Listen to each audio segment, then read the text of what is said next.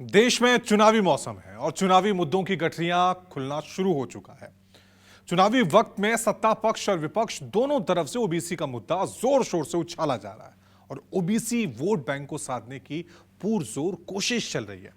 हम आपको देश की राजनीति में ओबीसी समीकरण की वो एबीसी बताने जा रहे हैं, जिससे आपको पता चलेगा कि आखिरकार क्यों अचानक सभी पार्टियों को दलित और पिछड़े भाने लगे हैं। देखिए हमारी ये स्पेशल रिपोर्ट।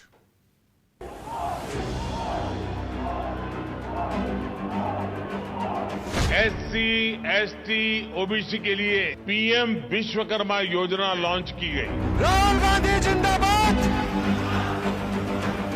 ओबीसी को जो भागीदारी मिलनी चाहिए वो कांग्रेस पार्टी करके दिखाएगी। सबसे अधिक एमपी ओबीसी के संसद में बीजेपी के हैं कि नहीं, तो राहुल गांधी कैसे समझेंगे?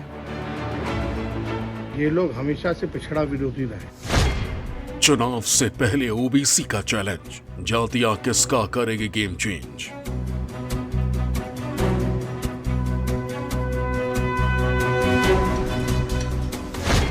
सियासत में कभी इधर कभी उधर, दलित वोट बैंक जाएगा किधर।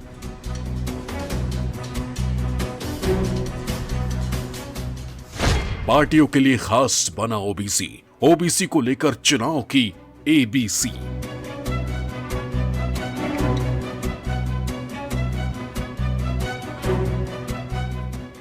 देश की सियासत में चुनावी युद्ध का शंखनाद हो चुका है। विधानसभा चुनावों के साथ साथ अगले साल होने वाले लोकसभा चुनावों पर भी देश के तमाम दलों की नजर है। लोकसभा चुनावों का लक्ष्य साधकर सत्ता पक्ष और विपक्ष दोनों अपने अपने रणनीति और चालों को धार देने में जुटी।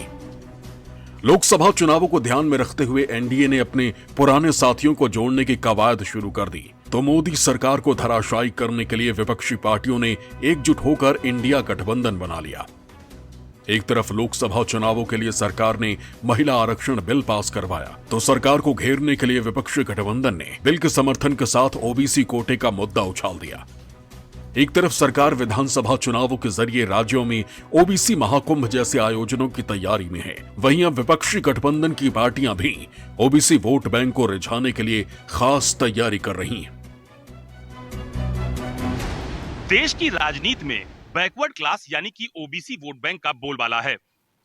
चुनाव नजदीक आते ही सभी राजनीतिक दलों को ओबीसी की चिंता सताने लगती है। ओबीसी को आगे बढ़ाने की याद भी आने लगती है। यही वजह है कि लोकसभा चुनाव से पहले प्रधानमंत्री नरेंद्र मोदी हो या कांग्रेस के नेता राहुल गांधी, सबकी जुबान पर ओबीसी शब्द आ चुका है।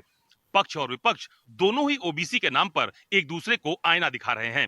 एससी, एसटी, ओबीसी के लिए उनको एम्पावर करने के लिए भी कई कदम उठाए गए।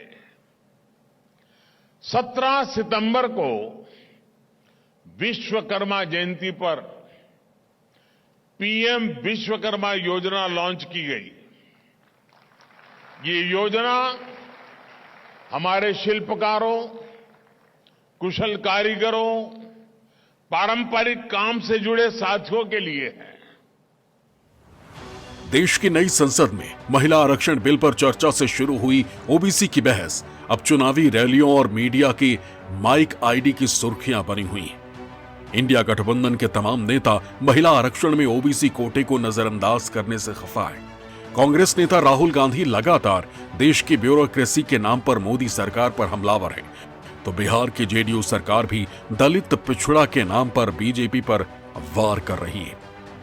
ओबीसी के सांसद हैं और उन्हीं सांसदों से आप लोकसभा में बात करो, वो आपसे कहते हैं कि भैया देखो हमारे से कोई कुछ पूछता नहीं है, असली निर्णय हिंदुस्तान के सेक्रेटरी लेते हैं, ब्यूरोक्रेट लेते हैं, नरेंद्र मोदी जी लेते हैं। तो अगर ओबीसी को भागीदारी देनी है तो कास्ट सेंसस करवाना ही पड़ेगा, और अगर नरेंद्र मोदी जी कास्ट सेंसस नहीं करवाएंगे, जैसे ही हमारी सरकार आएगी पहला कदम कास्ट सेंसस होगा और ओबीसी को जो भागीदारी मिलनी चाहिए वो कांग्रेस पार्टी करके दिखाएगी। भारतीय जनता पार्टी का ऑफिशियल स्टैंड पिछड़ा विरोधी, अति पिछड़ा विरोधी, पिछड़ों के आरक्षण के खिलाफ, अति पिछड़ा के आरक्षण के खिलाफ है। और ये जब जाति आधारित बिहार में गणना हो रही थी, उसका जब सुप्रीम कोर्ट में वो मामला चला तो भारत सरकार का स्टैंड तो वहां साफ हो गया कि आप विरोधी हैं, तो आप हैं विरोधी। और इस देश की जनता भी ये जान गई है कि भारतीय जनता पार्टी पिछड़ों के आरक्षण का विरोधी है, अति पिछड़ों के आरक्षण का विरोधी है। देश को चलाने वाले 90 ब्यूरोक्रेट्स में से 3 ओबीसी सेक्रेटरी के राहुल के आरोपों पर बीजेपी ने भी पलटवार शुरू कर दिया। ओबीसी मुद्दे पर राहुल गांधी के आरोपों पर मोदी सरकार के केंद्रीय मंत्रियों ने मोर्चा संभाला। राहुल गांधी को ज्ञान बढ़ाने की सलाह दे दी।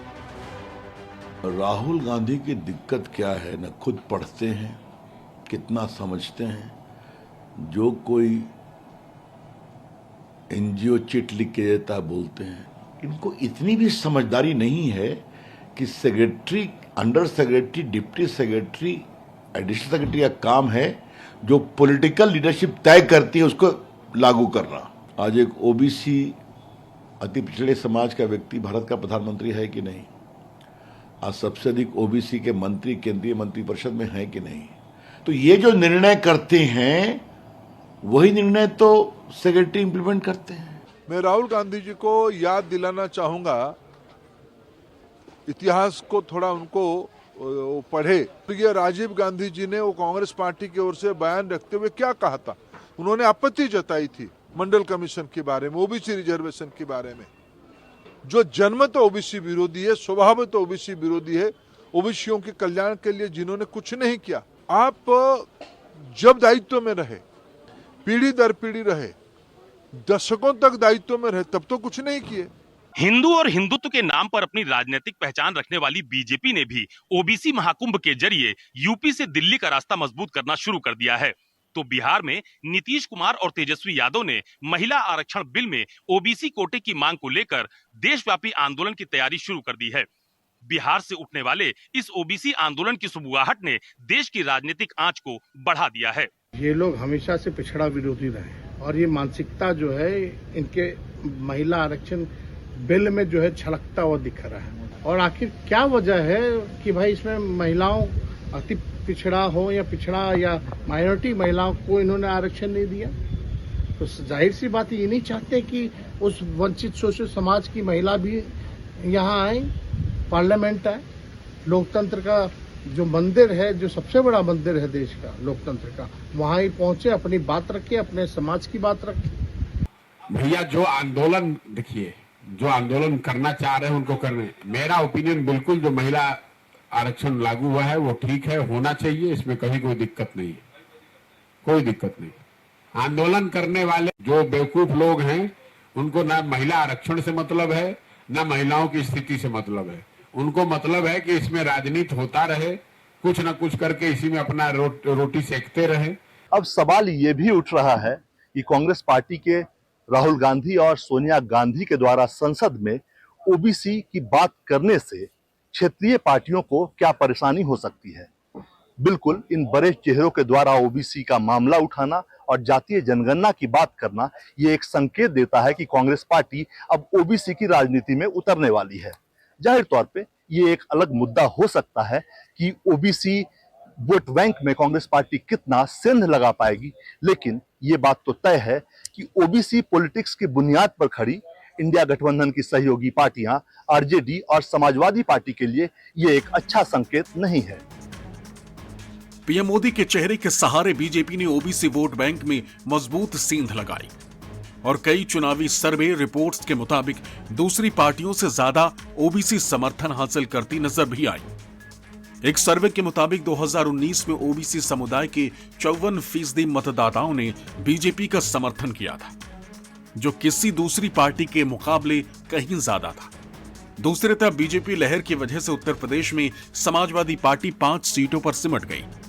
और तो और बिहार में लालू प्रसाद यादव की पार्टी आरजेडी खाता तक नहीं खोल सकी और दोनों पार्टियों की बुरी हालत के लिए ओबीसी वोट छिटकने को ही मुख्य वजह बताया गया।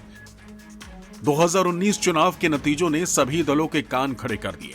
सपा और आरजेडी जैसी पार्टियों ने अपने छिटक रहे वोट बेस को सहेजने के लिए ओबीसी सम्मान को धार देने की रणनीति पर काम शुरू किया।